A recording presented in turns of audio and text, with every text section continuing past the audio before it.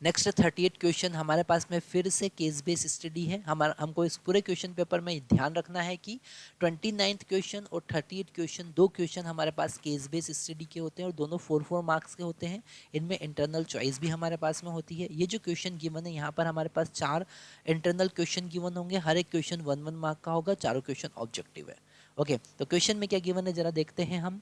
When light fall on glass, okay, about 4% of light gate reflected, 4% जो होगा वो light reflect हो जाता है, ऐसा इनका कहना है।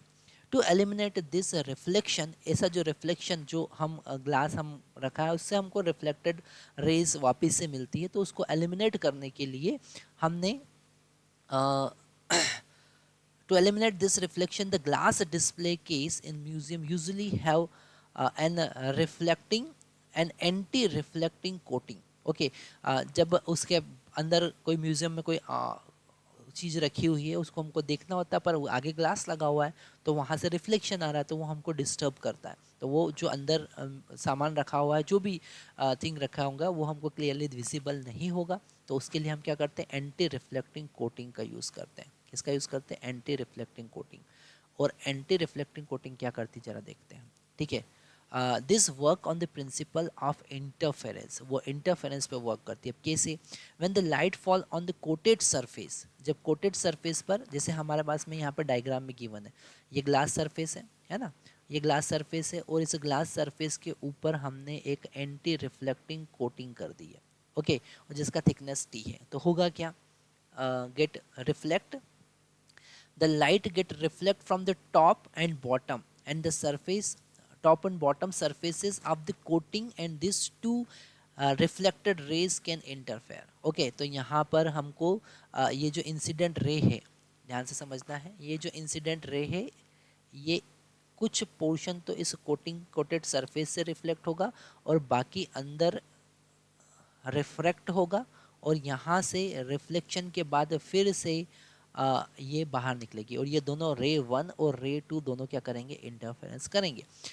तो रिड्यूस द रिफ्लेक्शन, इस रिफ्लेक्शन को रिड्यूस करने के लिए thickness and refractive index of coating are adjusted such that the light rays undergoes destructive interference. ये वर्ड बहुत इंपॉर्टेंट है, डिस्ट्रक्टिव इंटरफेरेंस। यहाँ पर हम कुछ ऐसा अरेंजमेंट देखेंगे इस कोटिंग का, है ना, इसके थिकनेस का और रिफ्रैक्टिव इंडेक्स का कुछ ऐसा एडजस्टमेंट करेंगे कि यहाँ पर रे 1 और रे 2 जो है वो डिस्ट्रक्टिव इंटरफेरेंस उनका हो। तो यहाँ पर आगे क्या लिखा है, reflected light undergoes 180 phase shift, ये बड़ा इंपॉर्टेंट कॉन्सेप्ट लिखा हुआ है। Reflected light get 180 degree phase shift, उसका 180 डिग्री फेस शिफ्ट होगा when it fall on a denser medium from rarer medium, जब रेयरर मीडियम से डेंसर मीडियम, जैसे रे 1 जो है ना, यहाँ पे ध्यान से समझना, रे 1 जो है अगर यहाँ पर देखेंगे तो ये है हमारा रेयरर मीडियम और ये है डेंसर मीडियम। ओके, कोटेड जो है वो डेंसर मीडियम है, तो जब यहाँ से रिफ्लेक्ट होगा तो 180 डिग्री का फेस चेंज आ जाएगा, ऐसा उनका कहना है, ठीक है। And no phase change when it fall on rarer medium from denser, है ना, जब रेयर से डेंसर में वो डेंसर में अगर रिफ्लेक्ट होती है, इंसिडेंट होती है, तो वहाँ पर कोई फेस चेंज नहीं आता है।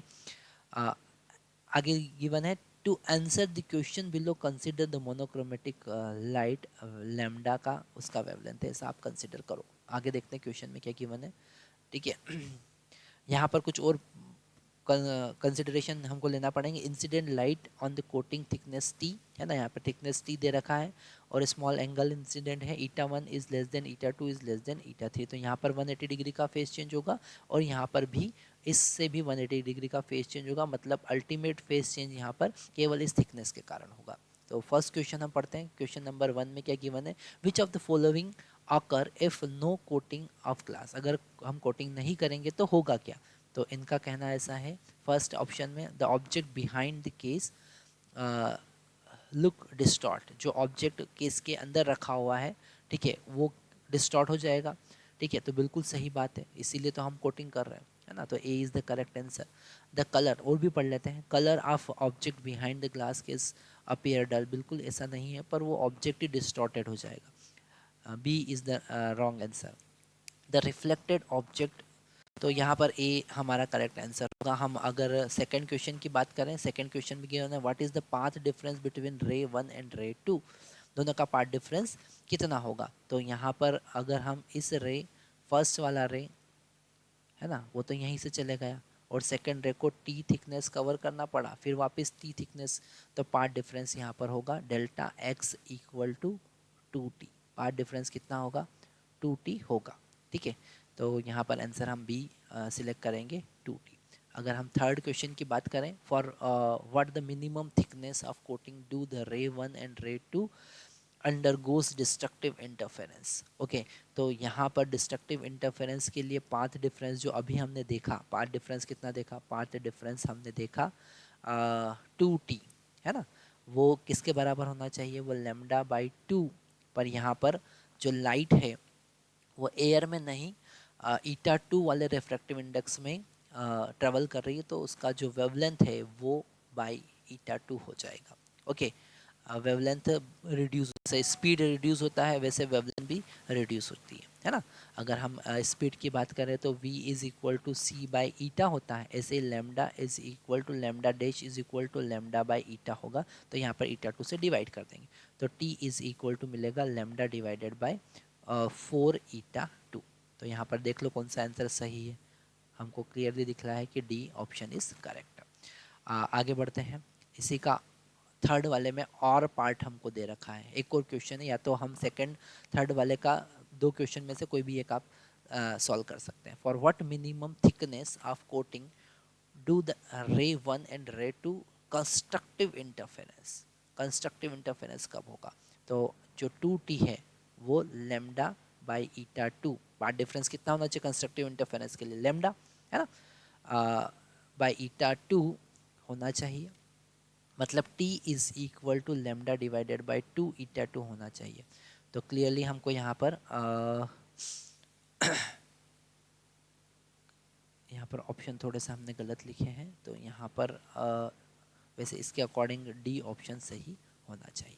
ओके, आगे देखते हैं फोर्थ क्वेश्चन। फोर्थ क्वेश्चन में क्या गिवन है, if the material of coating changes such that eta 2 greater than eta 1, okay, what be the additional path difference compared to the path difference identified in question B। अगर यहाँ पर, है ना, अभी हमने क्या देखा था, यहाँ पर हमने देखा था कि यहाँ पर भी 180 डिग्री का फेज शिफ्ट आना है और यहाँ पर भी 180 डिग्री का फेज चेंज आना है, पर अगर हमने इस ईटा 2 का वैल्यू ज़्यादा रखा ईटा 3 से, है ना, मतलब ये हो गया रेयर, ठीक है, और ये हो गया डेंसर, है ना, तो यहाँ पर 180 का फेस चेंज नहीं आएगा, जीरो का आएगा, तो एक additional path difference lambda by 2 का आना है।